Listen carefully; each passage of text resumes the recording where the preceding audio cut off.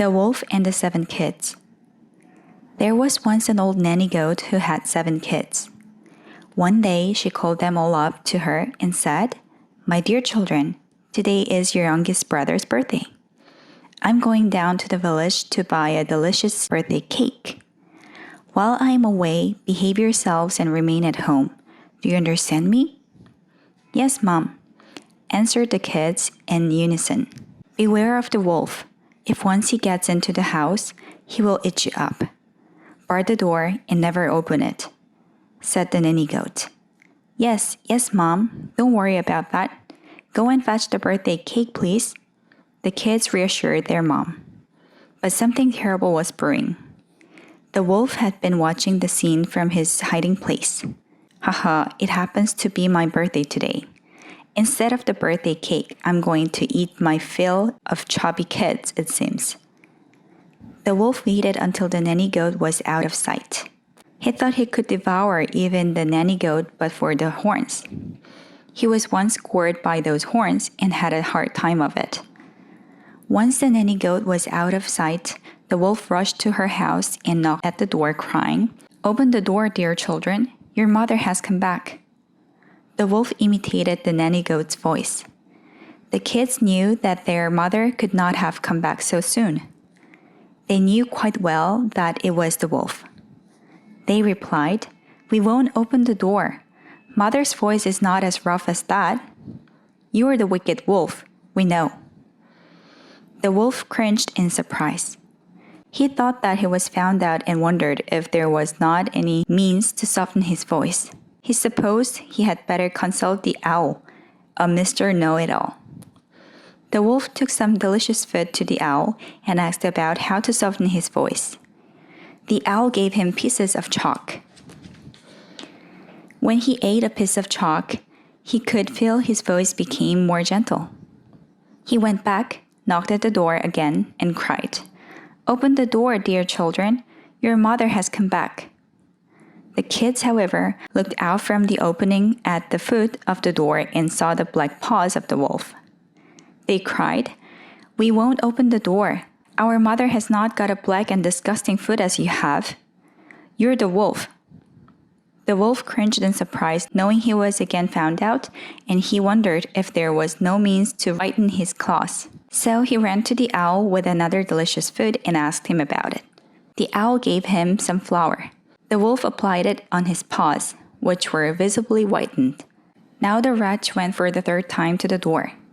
Knocking at the door, he said, "Mother has brought home your cake." The kids cried, "Show us your feet first, so that we can be sure you are our mother. Our mother has white feet." The wolf pushed it in his whitened paws, saying, "Now have a good look at them." When the kids saw that they were white, they believed all he said and opened the door. Oh, it was the wolf who walked in. They were terrified and tried to hide themselves. The wolf said, "Ha ha ha, you didn't know today was my birthday, did you? In honor of my birthday, I will eat all of you up." The 7 kids tried to escape, wailing and calling for the mother. The wolf swallowed one after the other except the youngest one who had hidden in the tall pigeon clock case. The wolf sniffed around, saying, "There must be one more kid. It is strange that I cannot find him." The youngest held his breath in the clock case, peeping at the wolf. The wolf searched all over the room for the last one. He searched thoroughly even under the beds as well as the wardrobe. At last, he caught sight of the pigeon clock case.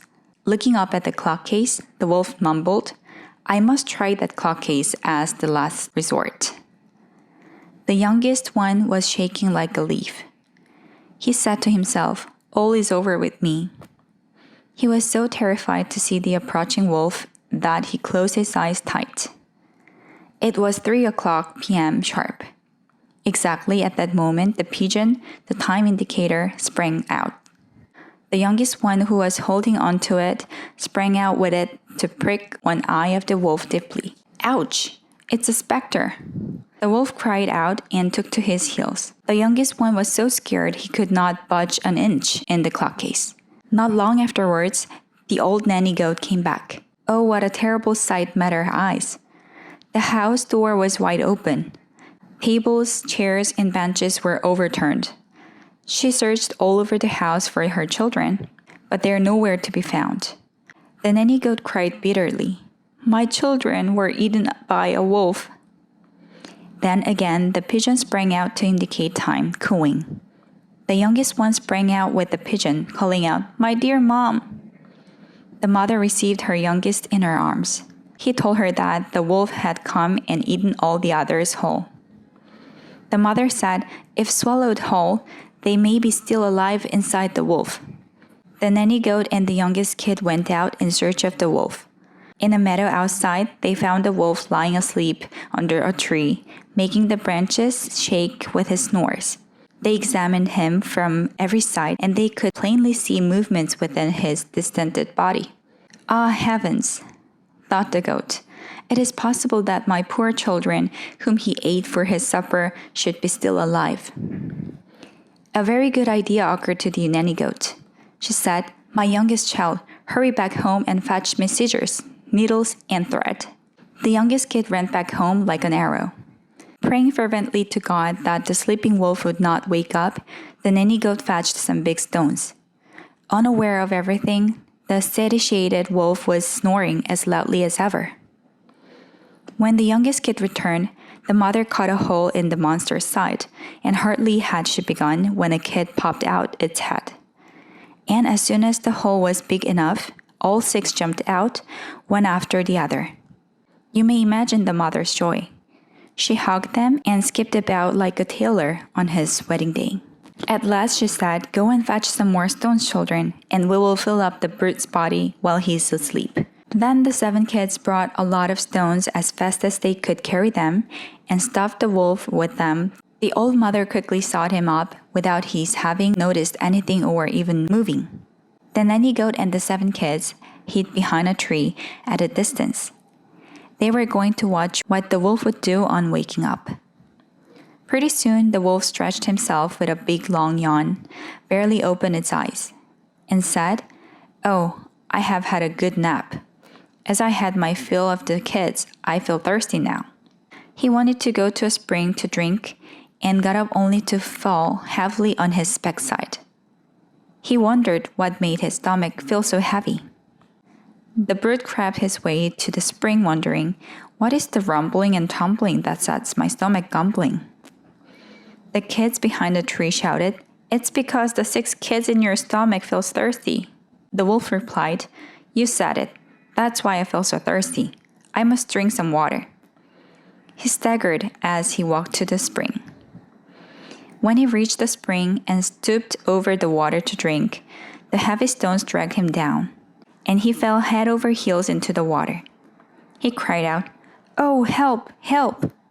When the 7 kids saw what had happened, they came running up and cried aloud, "The wolf is dead! The wolf is dead!"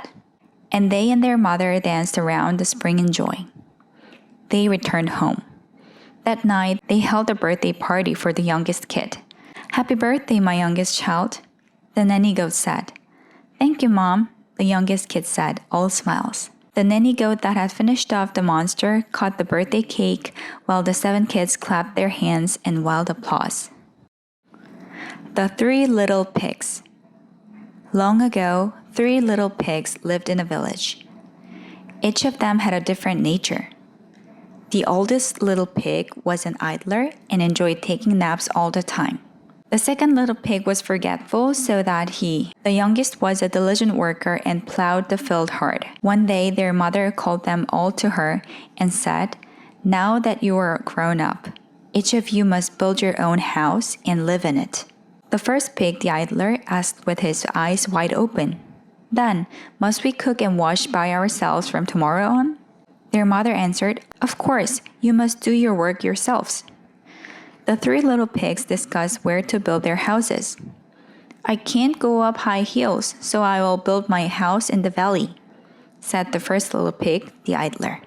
"The best place is the hillside where the apple trees grow," said the forgetful second pig. "I will build mine on the hilltop, although it may be a tough job," said the diligent third pig.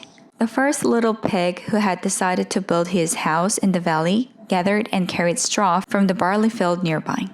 He said, I like barley straw, for it's light. Besides, it is available everywhere, so I can build my house of straw easily. He had built himself a straw house in a flash, covering the frame of the house with straw and binding it with straw ropes. Hi-ho! I did it first, he said. The second and the third little pigs came to have a look at the straw house which the first little pig had built himself. What's the matter? He has built it already. But it doesn't look strong, for it is made of straw, said the second pig. You said it. If a strong wind blows, it may easily be blown apart, said the third pig. The second little pig added, I'm not a lazybones like my elder brother. I will build a strong log house. He laboriously carried the logs which were piled up in the forest and drove nails diligently. The hammering rang through the calm forest. I'm all done. A log house looks nice and is strong as well, he said.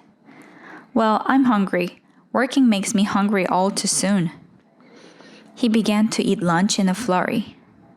He thought it was the last time that he could have his mother's good cooking. At this moment, the first and the third little pigs came to have a look. Come right in. How do you like my house? Asked the second pig. How wonderful! You have built a strong log house indeed, commented the first little pig. The third little pig murmured, tilting his head, My brothers have built their houses so fast. Okay, I'll build a strong brick house which will be safe, even if it storms hard or the fierce wolf attacks it. He carried the bricks to the top of the hill, pulling a handcart filled with them and sweating heavily. He said, The bricks are very heavy. Then he began to lay bricks with cement. His big brothers came to look. They cried, Wow, it will be getting dark soon. Is this all you have built until now? How slow you are. Don't worry, I'm sure a brick house is the strongest and finest of all, said the third little pig. His brothers considered him miserable, however fine it might be. The sun had set behind the western mountain. His brothers returned to their homes, growing tired of watching the third little pig. He laid the bricks till late at night. The moon showered a bright light on him. It's finished, he cried, beside himself with joy. At this moment, he heard a wolf howling toward the moon far away. The wolf bawled, I have nothing to eat and I'm so hungry. The next day, the hungry wolf came up to the first little pig's house sneakingly. He said, How are you? I have come here to have my lunch. Good heavens, it's a wolf, cried the first little pig. He was startled and managed to fasten the door lock. The wolf cried out, Open the door right now. I will blow this straw house down with only one breath. Now I'll puff. One strong puff made the first little pig's house fall down flat. Oh no, please spare my life, he cried. He ran up the hill as quickly as possible. Oh, my lunch, stop there. I say stop there, shouted the wolf. Getting away from the wolf, he ran into the second little pig's house and locked the door. The first and the second little pigs were hugging each other, trembling with fear. Is this house safe? Asked the first pig. Well, I'm not sure, answered the second pig. The wolf howled and cried. I'll puff and blow such a house down. Puff. But he couldn't blow the house away this time. All right, then I'll push the house down with my body, said the wolf. The log house broke to pieces with successive cracks. Oh no, spare our lives for mercy's sake, cried the brothers. They ran away to the top of the hill. The wolf cried, Stop, my delicious lunches. Don't run away. The little pigs' tails were nearly seized by the wolf. They had a narrow escape to the third little pig's brick house. The first and the second little pigs locked the door and asked, trembling with fear, Are you sure this house is safe? Yes, don't worry. This is the solid house of bricks, replied the third little pig with confidence. The wolf outside cried, bawling out, I'll puff and blow down such a house at once. But the house didn't move an inch. He said, All right, then I'll push the house down. He dashes his body against the wall. Crack. Ouch! How it hurts me, cried the wolf. He felt his whole body was probably broken. He had broken bones and returned home with difficulty. He got treatment at a hospital. This time he appeared with a big hammer. This sort of house will be crushed flat, he cried. Bringing down the hammer he had raised up, bump. The handle of the hammer broke and dropped on his head. He cried, Ouch! How it hurts! He got a big swelling on his head. He had no choice but to return home, injured and exhausted. Hooray! Hooray! Shouted the pig brothers with joy. Fear has gone away and now we feel hungry. Let's pick some apples and eat them. They went to an apple farm. But the wolf who had come first was waiting for them. Well, I will really eat you up this time, cried the wolf. Run away, quick! Screamed the pig brothers. They climbed up an apple tree swiftly. The wolf could not but watch and wait for them to come down, for he could not climb the tree. He was very, very hungry. The third little pig asked, stretching out a red apple, Mr. Wolf, are you hungry? Shall I give you a delicious apple? Wow, thanks, answered the wolf.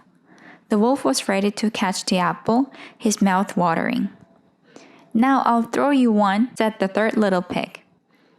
He threw down an apple in the direction of the slope on purpose. The apple rolled away down the slope. While the wolf was running after it, the three little pigs jumped down from the tree and ran all the way home. They cheated wolf got angry and did. He thought, okay, I'll climb down the chimney. He set a ladder against the roof. The first and the second little pigs cried, stamping with their feet with fear. Oh no, all is over.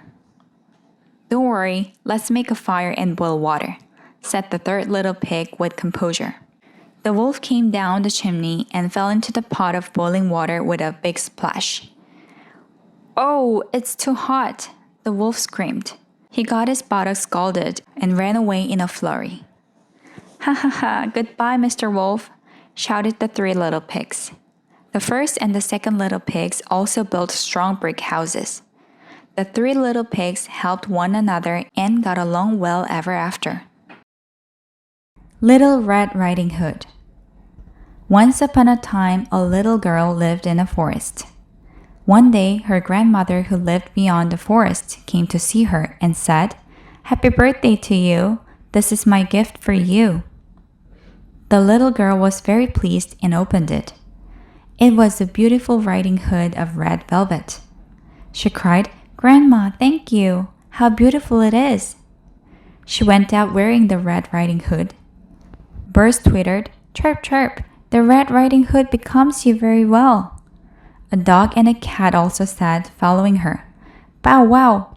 Meow, meow. How pretty that hood is.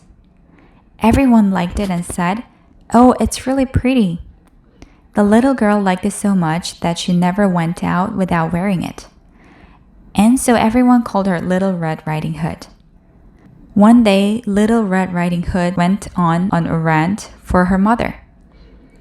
The mother said, Grandmother has a cold. I want you to take this bottle of wine and a cake to your grandma. Don't loiter by the way or talk to any strangers. I'll do just as you tell me. Little Red Riding Hood promised her mother as she went out of the house with the cake and the bottle of wine in her basket. When she reached the edge of the forest, a wolf was waiting for her. The wolf thought, Wow, here comes an appetizing child. Where are you going, little girl? Asked the wolf in a gentle voice. To my grandmother's, for she is ill, she replied. Oh, are you? Went on the wolf. The wolf's mouth watered and he revealed his dog teeth. Why are you drooling, wolf? She asked. Well, because the cake in the basket looks delicious, the wolf answered. The wolf was going to gobble her up in one mouthful. Just then, a stone hit the wolf in his mouth. A hare hidden in the forest threw the stone with his hind legs to save Little Red Riding Hood. The rabbit wanted to repay her kindness, for he used to get some carrots from her. Little Red Riding Hood kept going unaware of any danger. This time I'm going to devour her, murmured the wolf. When he was about to attack her from behind, a big tree suddenly fell down on his head. Ouch! Screamed the wolf, taken by surprise, and he ran away. It was a woodsman who felled the tree. He saved her, for he always liked her songs. She came to the meadow through the forest. The wolf following her said in a sweet voice, "Little girl, why don't you pick some beautiful flowers for your sick grandmother?" She replied, "That's a good idea. I will pick a bunch of flowers for Grandma and it will please her." Little Red Riding Hood was picking red and yellow flowers. The wolf sneaked up on her and was going to swallow her at one gulp. But it was not so easy. The wolf had trod on some bees sucking nectar from flowers and was stung all over by the angry bees. "Ouch, it stings!" screamed the wolf. Chased by the bees, the wolf plunged into the stream. "Oh, I'm deadly hungry. Why are there so many obstacles? I've got a good idea. I'd better go to her grandmother's before the little girl," thought the wolf. He went by the shortcut through the forest. He knocked at the door of her grandma's and said, feigning Little Red Riding Hood's voice, "Hi, Grandma. I'm Little Red Riding Hood. Please open the door." "Come on in," said Grandma. She opened the door with pleasure, for she did not know she was being fooled. "Oh, it's the wolf," yelled Grandma. "Hoo-hoo, you were taken in," said the wolf. He went straight in and gobbled the poor old woman at one swallow. Then he put on her nightdress and nightcap, go into bed and drew the curtains. "Ha ha ha, Little Red Riding Hood will take me for her grandma. Then I will gobble her up too," said the wolf to himself. He pulled up the quilt and waited for her. Little Red Riding Hood came, knocked at the door and said, "Hi, Grandma. Please come in. The door is open," said the wolf. "Your voice sounds strange," she continued. "It's because I have a cold," the wolf said innocently. When she came up to the bed, she was very surprised and asked, "Grandma, how come your ears have grown so big?" The wolf was afraid he was found out, but said with an air of innocence, "The better to hear you with, my dear." "How come Grandma's eyes have become so big? Your glittering eyes look so fearful," she said. "All the better to see you with, my dear," came the reply. "How come you have got such a long nails and such a big mouth, Grandma?" "All the better to eat you up with at one swallow." With this, the wolf made a spring out of the bed and swallowed poor Little Red Riding Hood. "Delicious! My stomach is filled with 2 people. Oh, I feel drowsy," said the wolf. After he gave a heavy yawn, he staggered to the bed, holding his bulging belly and lay down. Soon he began to snore noisily. A huntsman living next door went past the house and heard the loud snores coming from the house. He wondered, who is snoring so loudly? His hunting dogs sniffed and barked at Granny's. "Right, the sound is coming from the Granny's," he said. He went there. When he went into the house on tiptoe with his gun in hand, he saw the wolf sleeping there, his enormous belly heaving.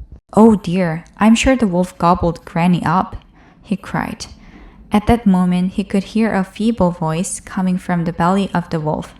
"Help me, please help me, huntsman," said the voice. The wolf's belly started to bulge out here and there.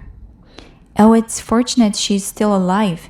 I'll rescue her quickly," he said. He fetched the scissors and began to cut open the sleeping wolf's belly. "Phew! We're all saved at last. Thank you very much," cried Little Red Riding Hood, jumping out of the belly with Grandma. But still, the wolf was sleeping, unconscious of everything. The grandma said in a rage, "The wicked brute! We will have to make sure he will not do this again. Please fetch some big stones." Little Red Riding Hood and the huntsman brought big stones with them. The grandmother filled the wolf's belly with the stones and stitched it up. "Now let's get out and watch what will happen," said the grandmother. Before long, the wolf awakened. I sleep soundly. But why am I so thirsty?" he wondered. He tried to rise his feet to go for some water, but he couldn't. "It's so strange. Why is my belly so heavy?" he asked. "Because you ate as many as 2 people," cried out Red Riding Hood from behind the tree. "That's right," said the wolf. The dumb wolf did not suspect anything. He reached the well with difficulty, grasping his heavy belly. He bent over the water to drink. Plop! The heavy stones in his stomach caused him to topple over, and he sank into the well. Hooray! We got rid of the wicked wolf, said Little Red Riding Hood. We were saved in the very nick of time, said the grandmother. They were all very pleased. It was not till then that Little Red Riding Hood asked after Granny's health. She asked, "How is your cold, Granny? Mom sent a cake and a bottle of wine for you." "Thank you, my dear. I'm completely cured of my cold now," replied the grandmother with joy. They had a party with various cookies and wine. Everybody was quite happy now.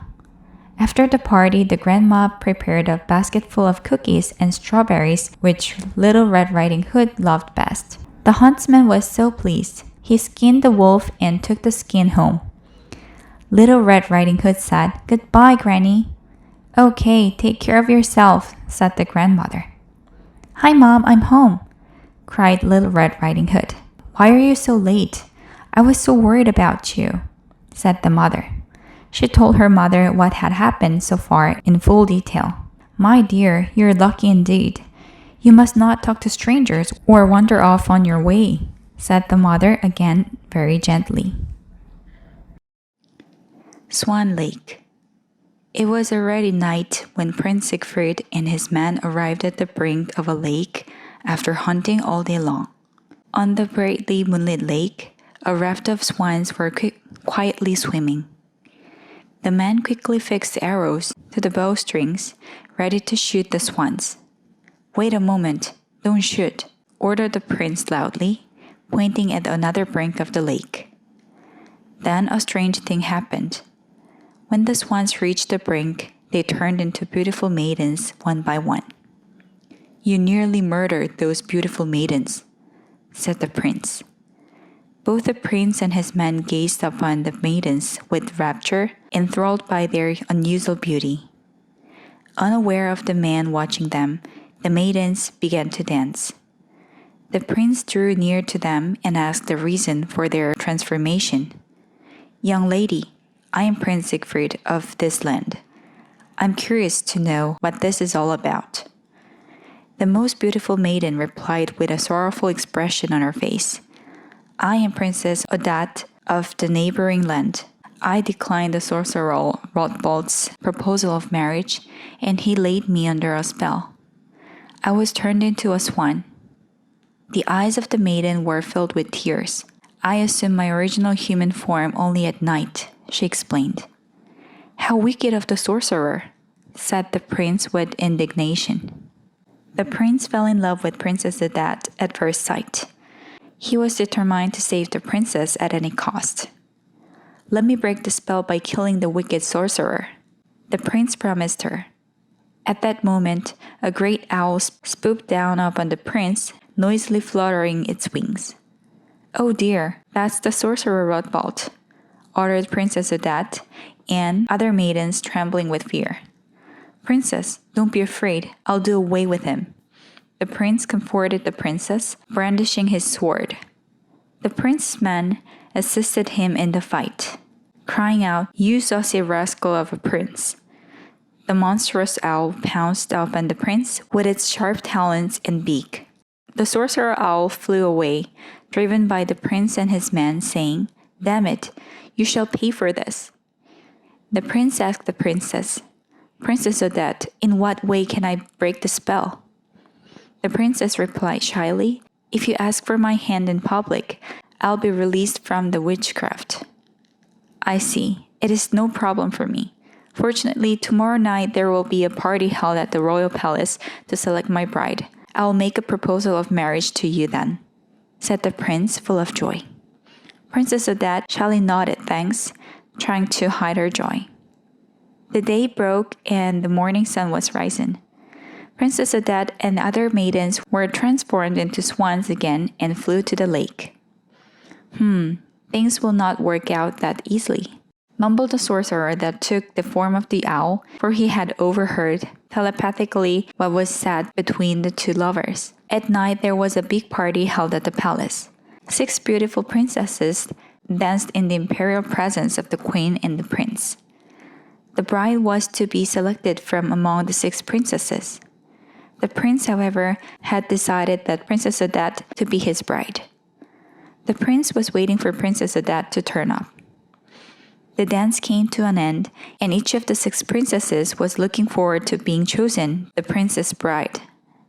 Their hearts were pounding fast. When the prince declared that he had already chosen another princess, the 6 princesses got angry and went away. The queen was taken by surprise and asked the prince, "What is the name of the princess you have chosen for your bride?" "Your Majesty, her name is Odette," replied the prince.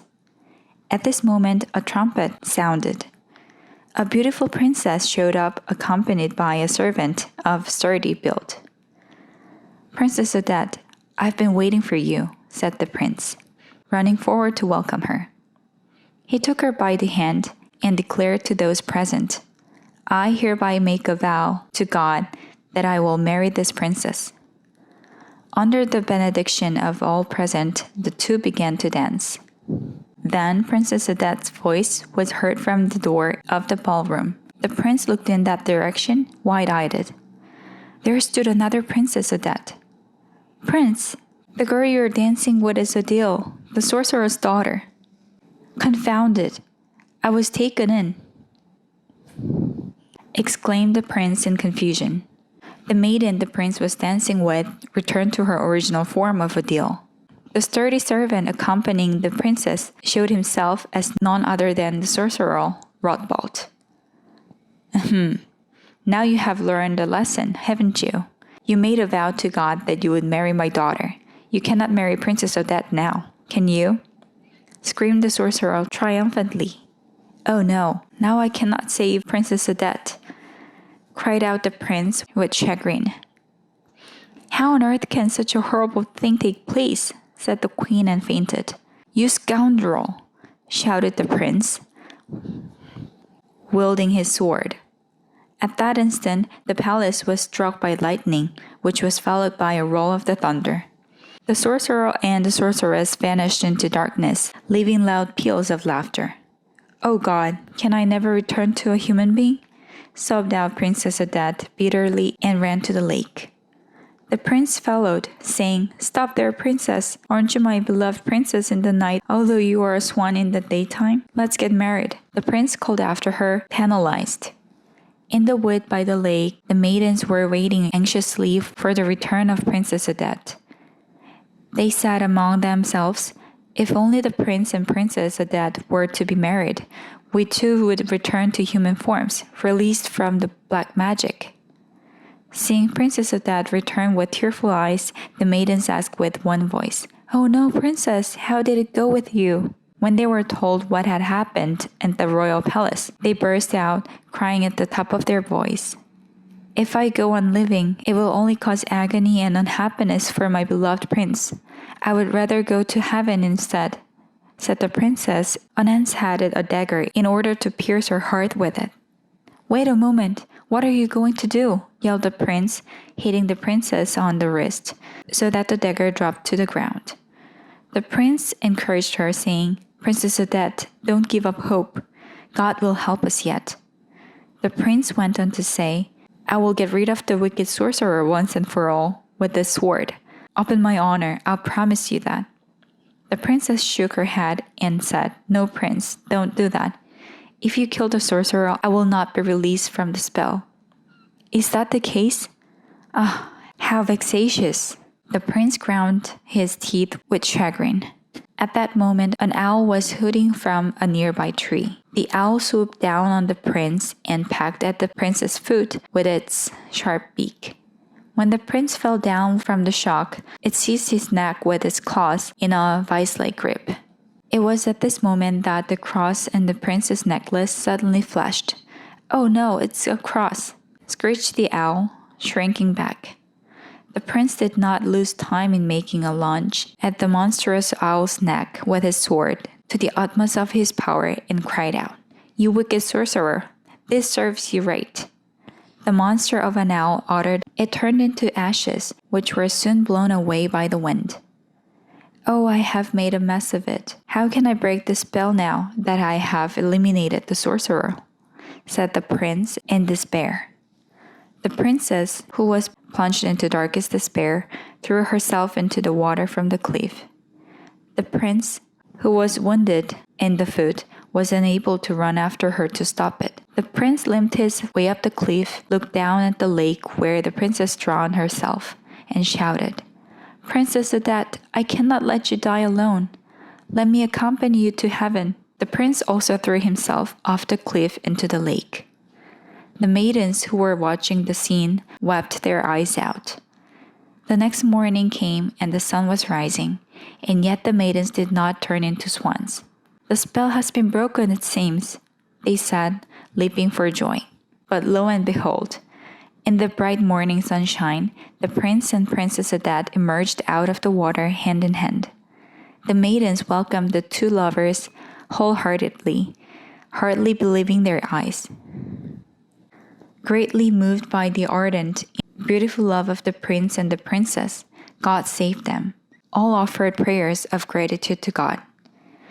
Prince Siegfried and Princess Odette made a solemn vow to God. "We hereby swear to God that we will live together happily forever." The maidens danced the Swan Lake dance, blessing the future of the two lovers. The Swan Princess. When winter draws near, swallows fly away to the warm south. In a warm climate of the south, there was a splendid royal palace in which there resided a king and a queen with 11 princes and 1 princess. The 11 princes were manly and dignified. The Princess Elizabeth was pretty and sweet-tempered. That was why she was beloved by all the family. Princess Elizabeth used to play merrily with her brothers in the spacious courtyard of the royal palace. The happy days of the royal family, however, were not to continue for long. The queen suddenly fell ill and died. From that time on, the sorrow did not disappear from the faces of princes and the princess. Ever since the new queen, who was an evil-natured sorceress, entered the palace, the royal children were even more sorrowful. The new queen hated the princess and the princess intensely from the first. When a big party was held at the palace to welcome the new queen, instead of serving many delicacies and cakes, the new queen gave the royal children dishes full of sand and snuffed them down, saying, "Just pretend you are eating this." In about a week, the new queen talked the king into sending Princess Elizabeth to the country to be entrusted to a country farmer. She used the excuse that the princess would grow more beautiful by growing up in the country. The new queen's cross-mindedness did not stop there. She lied to the king, saying that the princes were too much for her, for they were unruly and naughty to the extreme. The king took the new queen at her word and said to her, "If they behave like that, give them a rough time." The king himself came to hate them. Soon the wicked queen summoned the princes, laid them under a spell, and said, "Turn into big dumb birds and get out of the palace right away." The princes turned into 11 white swans and flew out of the palace windows, whooping sadly.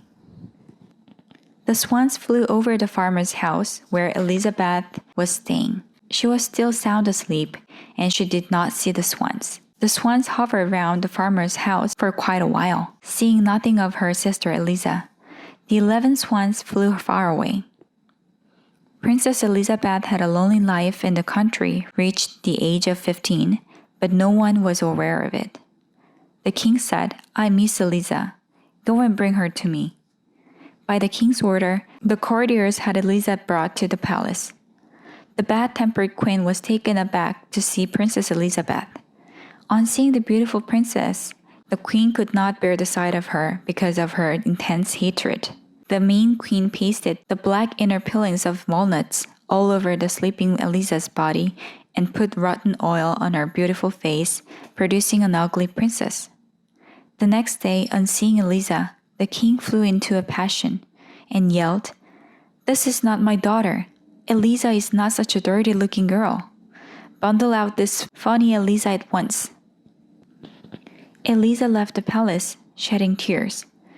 She talked to herself. It is certain my brothers were driven out as I am. I must find my brothers no matter what happens. Little did Eliza dream that her brothers had been turned into swans by black magic.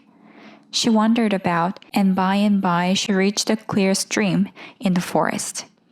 When she washed her face and bathed in the crystal clear water, she recovered her former beautiful appearance. One day Eliza encountered an old woman. She asked her, "Have you by any chance seen 11 princes on horseback pass by?" The old woman kindly replied, "I haven't seen any princes, but only yesterday I saw 11 gold-crowned swans fly along that river." Eliza thought the strange 11 swans might be her brothers, and she ran along the river until she reached the sands of the seashore. There were 11 white feathers on the sands. She was strangely attracted to those feathers. She picked them up, clasped them close to her heart, and she convinced that feathers belonged to the odd-looking swans her brothers were transformed into. The sun was setting in the west. The 11 gold-crowned swans were seen flying over the sea towards the seashore where she was. Eliza quickly hid herself behind a rock. The moment the sun had set in the west, however, the white swans turned into 11 princes. "Oh, my dear brothers!" exclaimed Princess Eliza, rushing out to throw herself into the arms of each of her long-missed brothers. They wept and laughed as their favorite younger sister turned up in their presence as a beautifully grown girl. It seemed to the brothers as if they were in a dream. Being laid under the wicked queen's magic spell, they were swans while the sun was up in the sky, but resumed human shapes when the sun set, they explained. Eliza took pity upon her brothers. She decided to break the spell by whatever means she could. The brothers stripped the bark from the willow trees to make a strong net. On turning into swans again, her brothers each beat an end of the net, which held Eliza, and flew up high in the sky.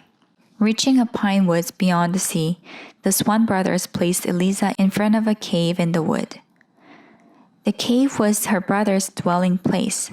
That night, Eliza knelt down and offered a fervent prayer to God. "Almighty God, please break the spell my brothers are unjustly laid under." To Eliza, who fell asleep after the prayer, there appeared a beautiful angel who said to her, "Listen carefully. No matter how painful, persevere. Pluck prickly poppies with your own hands. Tread it barefoot and spin yarn out of it. Make 11 sleeved vests with the yarn and put them on the swans, and before long spell will be broken. But if you speak a word before the work is done, your brothers will lose their lives." The angel flew up to heaven on a cloud, and Eliza sat up abruptly. From that day on, Eliza plucked prickly poppies, her hands bleeding and her body swollen. She bore the pain stoically and trod them barefoot. Her soles smarted as if they were placed over a fire. At night, her brothers, who resumed princely forms, felt oppressed by their sister's obdurate silence. With bleeding hands, Eliza spun yarn. One day, while plucking prickly poppies in the woods, Eliza ran into the young king of that land, who was hunting. He addressed her, saying, "How is that a beautiful maiden like you has come to such a lonely place?" But Eliza had to keep silence for her brother's sake. The king fell in love with her at first sight and proposed to her. He took her to the royal palace and married her. Even after she became the queen consort, Eliza slipped out of the palace by stealth at night to pluck prickly poppies in the wood. An elderly courtier who learned of Eliza's nightly excursions told the king, saying, "The queen consort is a witch, I believe. She goes to the woods every night to meet another witch, and when she returns to the palace, she makes odd-looking clothes." Unable to make out what she was up to, the king inquired of her, "Where do you go every night? Is it true that the queen consort is a witch?" The queen consort had to keep silence as usual. The king broke into a passion of rage and did not care for her thereafter. The king concluded at last that the queen consort must be a witch after all. Eliza was confined in a dungeon. She was able to burn alive, but she would not stop kneading. Another slieved vest, and she would have finished the 11 vests. At length the hour drew near when Eliza was to be burned at the stake. Even on her way to the execution site in the prisoner's cart, guarded by soldiers, Eliza would not quit kneading the last vest of all. The excited crowd yelled, "Stop the witch's kneading! Deprive her of those uncanny clothes!" At that moment, 11 white swans flew down from no one knew where and made a circle around the prisoner's cart. Someone screamed, "Oh, they are the white swans. They must be the birds God has sent us. The queen consort is innocent." The escort soldiers, however, turned a deaf ear to the warning. At last the prisoner's cart arrived near a pile of burning firewood. Then the swans that were hovering over the cart alighted on the cart. Preciously, at that moment, Eliza hurled the 11 sleeve vest to the swans. Instantaneously, the 11 white swans turned into 11 imposing princes. Eliza and her 11 brothers shed tears of sheer joy and gratitude. The news was transmitted to the king. The king rushed to the scene in his royal carriage. Suddenly, the fragrance of roses filled the air. In the extinguished firewood pile, a splendid rose tree bloomed and was sending out strong fragrance. The king picked a rose and placed on Eliza's bosom, saying, "Please forgive me, Queen Consort Eliza." All the bells in the land rang simultaneously. Innumerable birds came from nowhere to sing songs of peace. The king and the queen consort got in the royal carriage. The 11 princes mounted the horses and headed for the palace.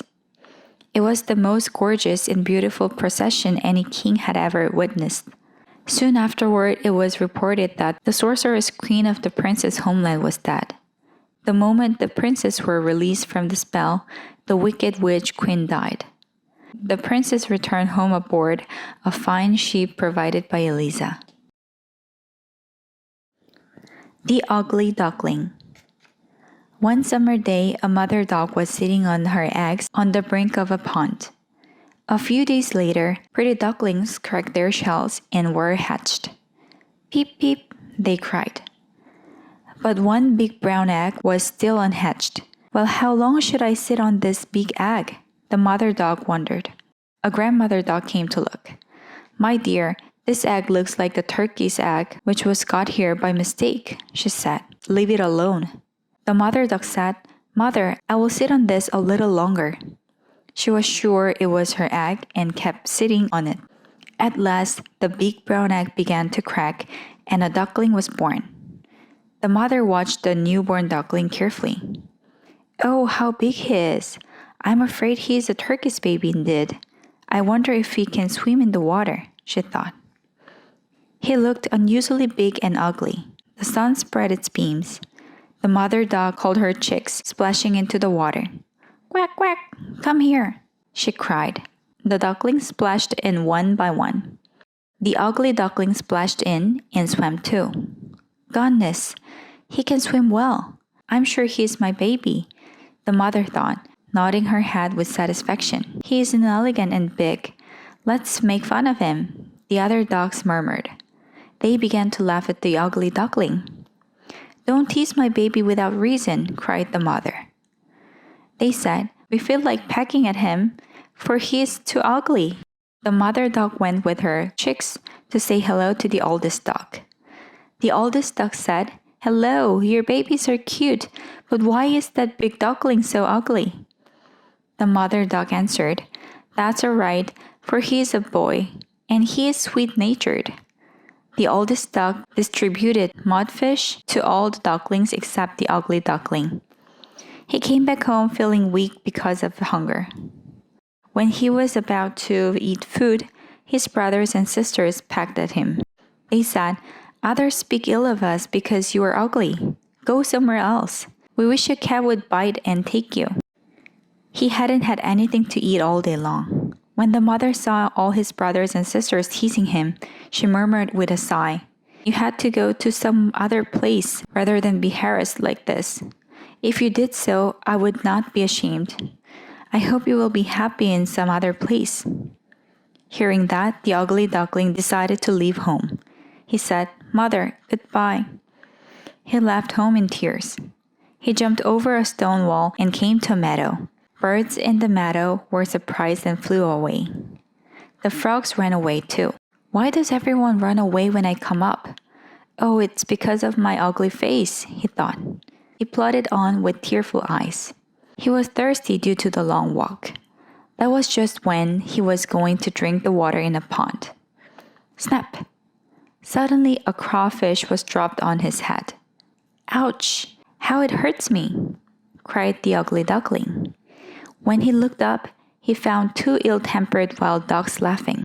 They said, "Hey, we threw it, for you certainly are ugly." "That isn't fair. My ugliness is not my fault," the ugly duckling said. At that moment, the report of a gun was heard. Wild ducks covered with blood fell down. The ugly duckling trembled with fear. A hunting duck came running hard. He said, "You truly are ugly."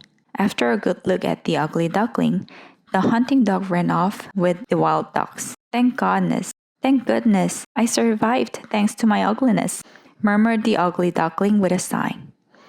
He continued on his trip without stopping. The fall was gone and winter came too soon. The cold wind blew. The hungry duckling knocked at the door of a tumble-down cottage.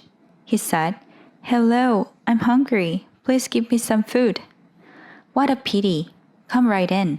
I'll give you some food," said an old woman who lived there.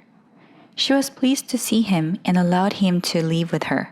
But a malicious cat and a hen bothered him there too.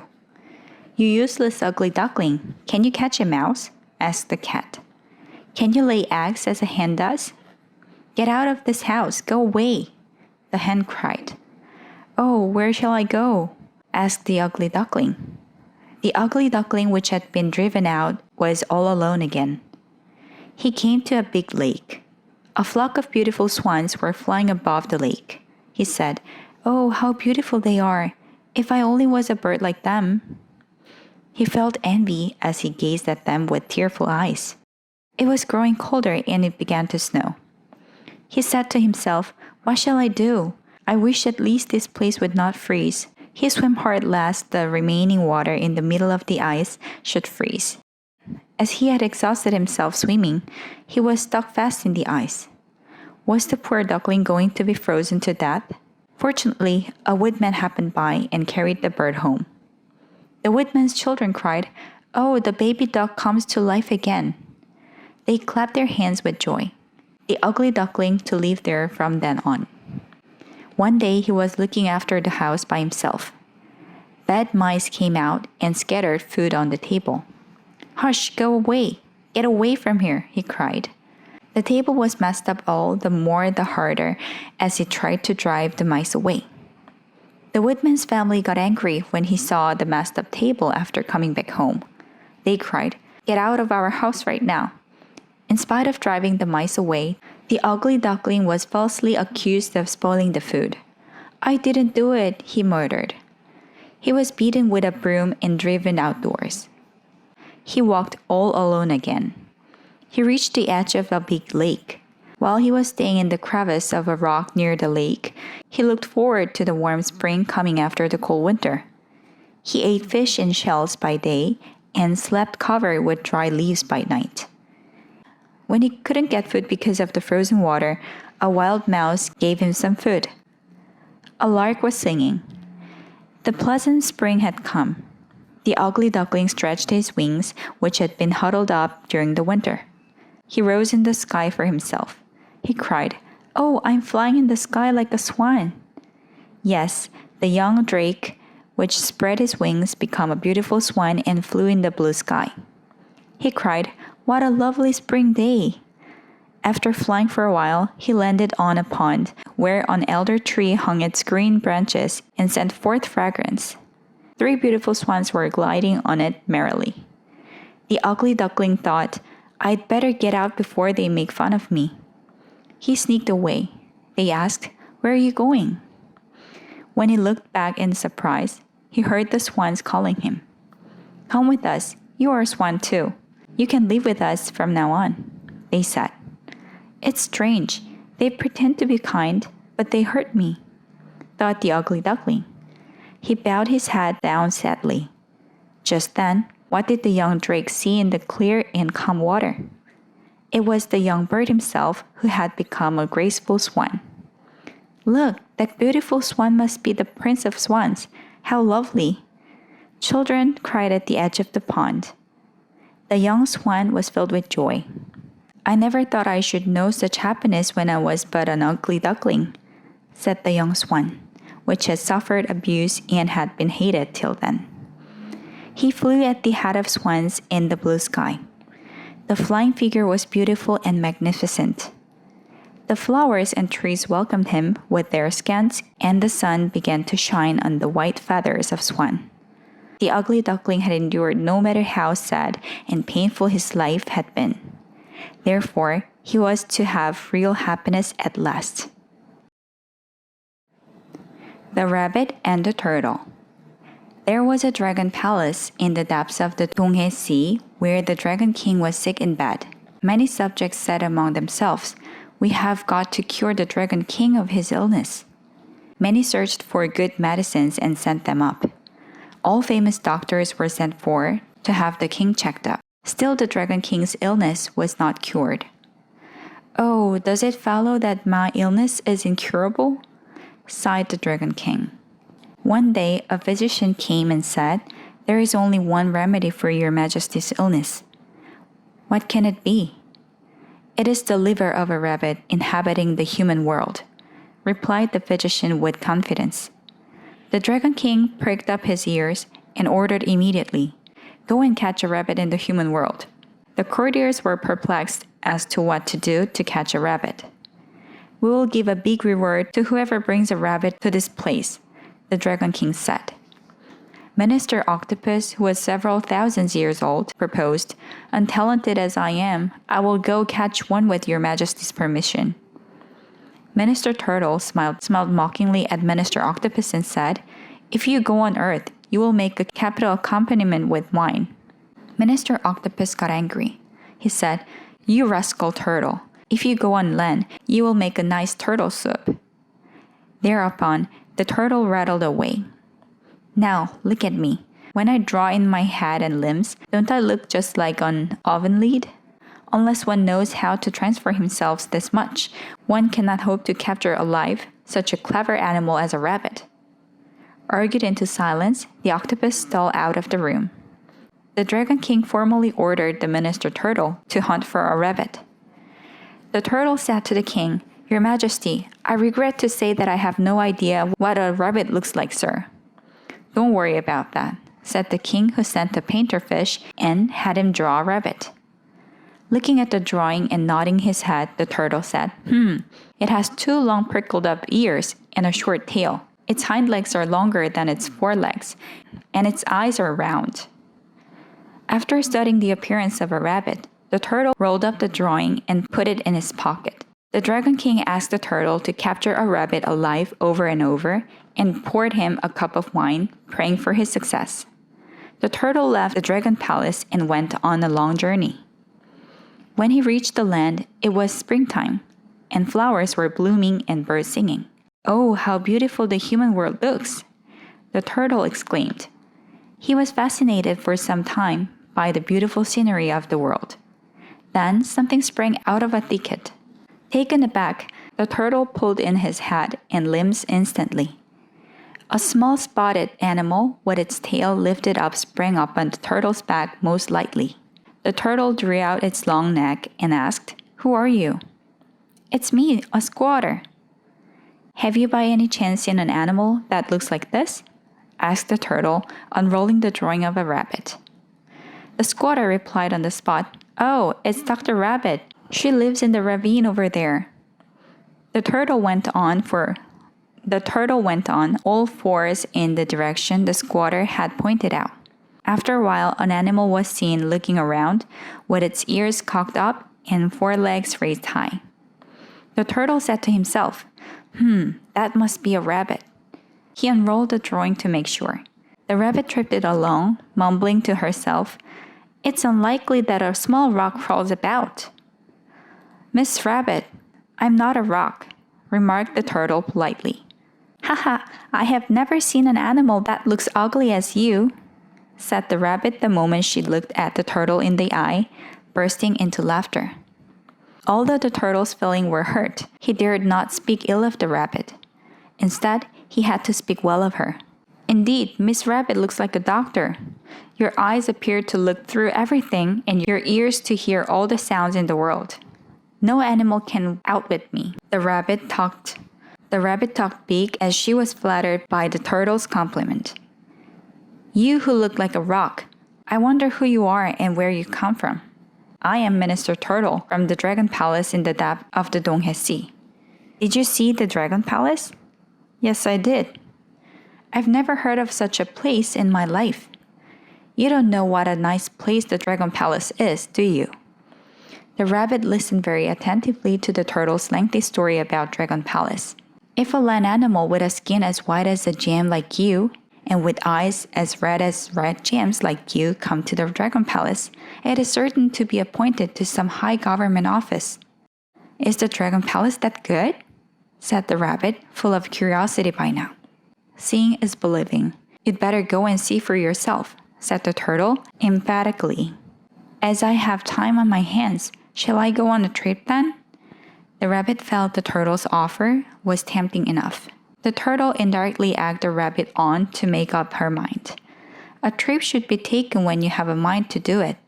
Once you hesitate, you dally away your opportunity to leave. As I'm a land animal, I'm a bad swimmer, you know.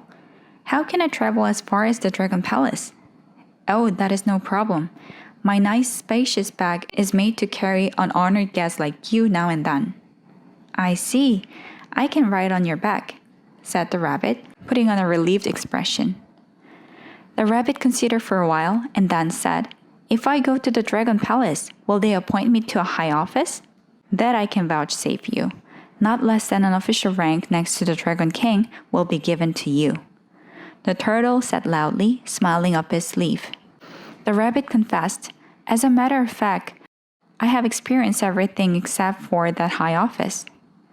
Ride on my back, I'll carry you comfortably, said the turtle, most affably offering his back. The rabbit hopped onto the turtle's back and sat down, cross-legged, stroking her whiskers.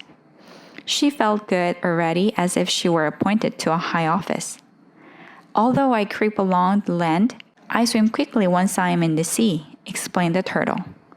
One who is destined to be a high official generally walks in a leisurely manner, said the rabbit knowingly. Mounted on the back of the turtle that was crawling toward the seashore, the rabbit talked to itself, Am I not being taken in? When it reached the water side, the turtle plunged into the sea with alacrity. As I entirely depend upon you, carry me safe and sound. Don't worry, put yourself at ease, said the turtle, swimming quickly, barely containing his laughter. The turtle said to himself, A rabbit is said to be very clever, but it has no magic formula after all. It was some time before the Dragon Palace was seen in the distance. Oh, it's simply magnificent! At the sight of the Dragon Palace, the rabbit said again with amazement. The gorgeous palace was decorated with all sorts of brilliant gems all over. Hey, here we are, said the turtle, abruptly using a low form of speech. The rabbit could not understand why the turtle suddenly talked down to her. The turtle said with dignity, Since I'm a minister in the Dragon Palace, I cannot treat you with respect any longer. The turtle led the way to the Dragon King. He said to the king, This frivolous-looking animal is a rabbit, sir. Needless to say, the Dragon King was overjoyed to see a rabbit captured alive. The rabbit said to the Dragon King, I have come here because this ugly animal here told me that I would be appointed to a high office. Give me that office first. The turtle burst into laughing. Ha ha ha! To think that you expect a high office when you're going to be killed right away. The rabbit became wide awake. The Dragon King ordered his men, Take out this rabbit's liver at once. Wait a minute. What do you want my liver for? Asked the rabbit. What do I want it for? Of course to use it as my remedy. The Dragon King condescended to reply. The rabbit grasped the situation at last and abruptly scolded the triumphant turtle. The triumphant turtle. You ugly scoundrel! Why didn't you tell me the truth at first? If I had learned the truth, I would not have left my liver behind. The Dragon King was dumbfounded to hear the rabbit's remark. The turtle was completely nonplussed. Go and bring it back here fast. Hurry up, stormed the king. After being rated roundly by the king, the turtle hurriedly left the palace with the rabbit mounted on its back. Miss Rabbit, forgive me for being impolite shortly before. The turtle apologized to the rabbit most humbly. Since the Dragon King is a critical condition, let's hurry to bring back my liver, observed the rabbit as if she meant what she said. At last, they approached the seashore from which they had left for the Dragon Palace. The moment the rabbit set foot on land, she glared at the turtle. She resented being taken in by the turtle. Go and fetch your liver on the double, please, said the turtle respectfully. You idiot! Where is there an animal that gets along with its liver left behind somewhere? With that, the rabbit hopped along into the mountain. Lack of royalty to the king has led me to this plight. I can never return to the Dragon Palace empty-handed, remarked the turtle to himself, shedding tears of chagrin. He decided to kill himself by falling onto the rocks. The turtle inched his way up to the edge of a cliff. He was determined to put an end to his life by falling headlong down the steep cliff. He said in all sincerity, Your Majesty, the Dragon King, forgive this fool, Minister Turtle. When the turtle was on the point of throwing himself against a rock thousands of feet below, from somewhere he heard a voice which said, Wait a moment. A god appeared from nowhere and said, Your sincere devotion to your king moved God, and I've come by order of God. Take this pill with you. The turtle took the pill to the Dragon Palace in the depth of the sea and cured the Dragon King for his incurable illness.